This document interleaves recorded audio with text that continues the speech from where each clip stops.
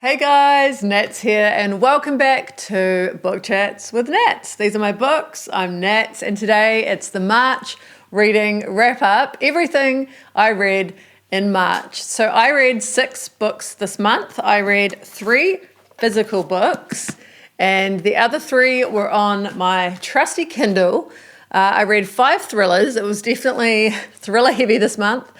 No surprises there. And I read 1 historical fiction novella. I read 1,893 pages in total. I'm going to put a fact sheet up now. We had a 4-star average this month as I had 4 4-stars, a 3-star, and 1 amazing 5-star. And what a 5-star it was. So we'll go worst to best. That's what I tend to do. Ward D, I gave this 3 stars. It was another Freida McFadden book, but it wasn't my favorite. It was down there with The Boyfriend as the worst Freida McFadden book. And I think it had so much promise. So it was set in a hospital in a psychiatric unit over one night. So it spanned a night. A nursing student is in the ward and crazy things happen overnight. However, it was very stereotypical the way it discussed mental illness, and there was some bad stereotyping in it. And it kind of just turned into this weird horror movie, just a bit OTT and not my favorite. So I would skip this one. If you like Freida McFadden, there's plenty more to read, including the next 2, which were The Housemaid's Secret, which I read on Kindle, and then The Housemaid is Watching. So, of course, these are book 2 and 3 in the Housemaid series. We all know the Housemaid series. It's amazing. So the first Housemaid book I gave a 5-star, and then The Housemaid's Secret and The Housemaid is Watching, I gave both a 4-star. They were both equally as good. I would say this one had a slight edge, which was the 3rd one, The Housemaid is Watching. So I read the other one on my Kindle. Both great, and it's just nice to complete the trilogy. It's not often that you get a trilogy when you read thrillers. If you're not into like detective stories, which I'm really not, it's actually quite hard to find a series if you're a thriller reader. So I absolutely loved keeping up with Millie and finding out what she was up to. Book 2, Millie and Enzo are together, and then in book 3, Millie and Enzo are actually married and they've got 2 kids. So it was great. It was fun to see how Millie's life had progressed. It was fun to see her married with kids. And yeah, they were both easy, quick reads. And I think if you've already read the first Housemaid, it's a no-brainer. Finish the series. You'll like it. It's good. So the second one, Housemaid's Secret, it started really slow and I was thinking, where is this going? It didn't feel like it was going to have any twists. It was just very like, okay, this is quite predictable. Here's how it's going to go. But once you get past the halfway point, it's like, oh, okay, no, Freida McFadden, she's back. She's back with the twists. And then the third one, I think this one did have the edge. I think The Housemaid is Watching does. I think having it set in this cul-de-sac, Millie's married, she's got the kids. It was just really fun to kind of delve into more of the family dynamic and see her relationship with Enzo. You know, it's progressed now and she's got the kids, and just seeing her as a mum, it was just really nice. So this one had the edge, and yeah, that cul-de-sac of people, it was just really fun. And it was just different from the other 2 Housemaid books. It had a different mood and vibe being set in the cul-de-sac and being more of that family domestic thriller. My next read was Lisa Jewell's None of This Is True, and I've given it a 4-star because I flew through it. It was riveting, it was unique, and while not quite as good as my favourite book from last year, which was Then She Was Gone by Lisa Jewell, it's still up there, it's still a great read, and I still absolutely adore Lisa Jewell and can't wait to read more of her. This one tells the story of a quite well-known podcaster called Alex, and she's out to dinner one night celebrating her 45th birthday when she meets another woman who overhears that it's her birthday, and this other woman says, oh, it's my birthday today as well. And she's also turning 45, and they discover they were born on the same day in the same hospital. So this other woman, Josie, is extremely different from Alex. So Alex is she's got this beautiful, idyllic life.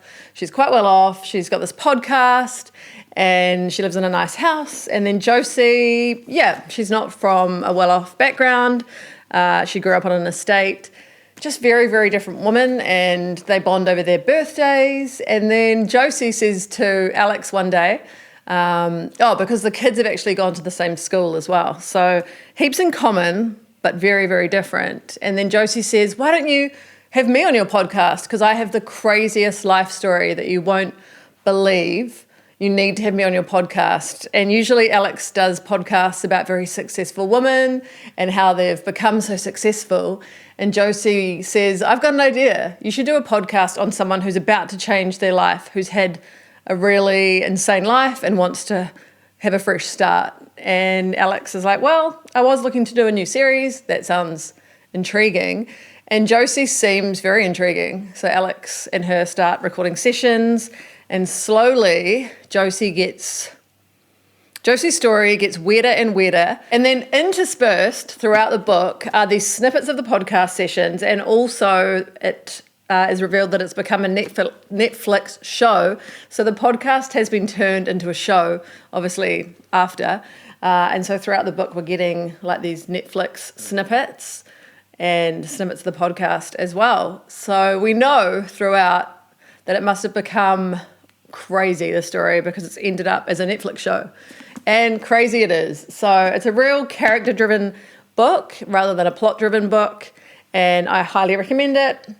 And I think if you liked Then She Was Gone, you will love this. They're very different, but they're both very well written, character-driven studies. And in typical Lisa Jewell style, she really knows how to write a creepy woman.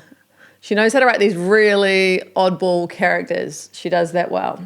So another Freida McFadden this month. That woman has me in a chokehold. I keep saying I'm not going to read any more Freida McFadden, but somehow when I see one pop up that I haven't read, I'm drawn in every time. So The Perfect Son, originally I rated it 5 stars, and on pondering it later, after reading my favourite book ever, which I'll discuss soon, I realised it was more like a 4-star. And then on pondering it some more, and then reading another Freida McFadden, I realised it's a 3.5. We'll go with a 4 though. I gave it a 4 in Goodreads. So it's obviously about this perfect son, this amazing guy that everyone, well not everyone, but most people love, straight A student. And yeah, you can imagine where it's going to go.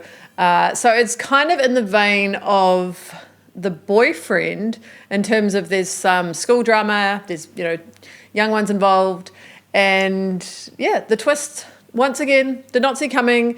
I had an idea of where it was going, but I didn't 100% know until the end. So Freida's done it again, and I would highly recommend this one for fans of Saving Noah by Lucinda Berry, because while not identical and while not as deep or as triggering as that one, because, Saving Noah, they're in the same kind of vein, same theme. So I think if you're a fan of Saving Noah, you will love this one.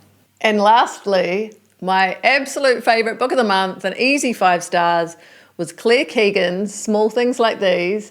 I am obsessed with this book. Not only is it my book of the month, but it's one of the best books I've ever read. If someone said to me, what is the best book you've ever read, this would be it. It is so small. It's a novella of 110 pages, but it packs a punch, small but mighty. So it tells the story of a guy named Bill Furlong. It's set in an Irish town in 1985 in the lead up to Christmas. And the town is kind of ruled by the Catholic Church. And Bill is an amazing guy. He's a family man, a bunch of daughters, he's married, but he comes from a background where his mother was unmarried when she got pregnant with him, and he doesn't know who his father is. And the mother, when she had him, was working as a maid for a well-off Protestant woman. And instead of being cast out, as a unmarried pregnant woman, this Protestant lady took her in and said, you can keep your job with me and I'll help you raise your son. So Bill was raised by his mum and by this lovely, kind, well-off Protestant lady who I think she was a widow.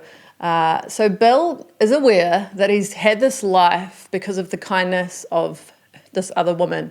And growing up and having these girls, Bill's realizing, oh, you know, my life could have been really different. And it was through the kindness of this lady that he was able to have a good life and go to, you know, school and have quite a good life that he wouldn't otherwise have had. So he's raising his girls, he's working as a coal and timber merchant, and it's in the lead up to Christmas. And so it's leading up to Christmas, Bill's delivering coal and timber to the local convent, and there's this school for girls where he's delivering to. And what he finds there is pretty shocking. And it was all hush-hush, you know, the Catholic Church, it's a, you know, a home where they're looking after these fallen women. No, not good. So Bill sees what's going on here, and he goes home, and basically he thinks to himself, what should I do? What can I do? He talks to his wife, and she's basically like, there's nothing you can do, stay out of it.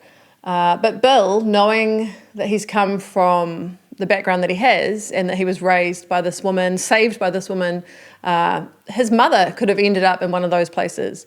So it really weighs on him. And I think ultimately the story is about kindness. And I'm not going to say what happens because that will really give it away. It's a small book, like I said. So I absolutely loved it. I don't want to say it's a heavy read because it's written in such a beautiful, beautiful manner. And Claire Keegan has this way with words. She's been compared to Chekhov in how she writes. Every word packs a punch. Every word has meaning. She's cut out all the fluff. The book is just weighted in truth. And I think she writes in a beautiful way. It's not a poetic way. It's a way that just hits you in the heart. And every word is there for a reason.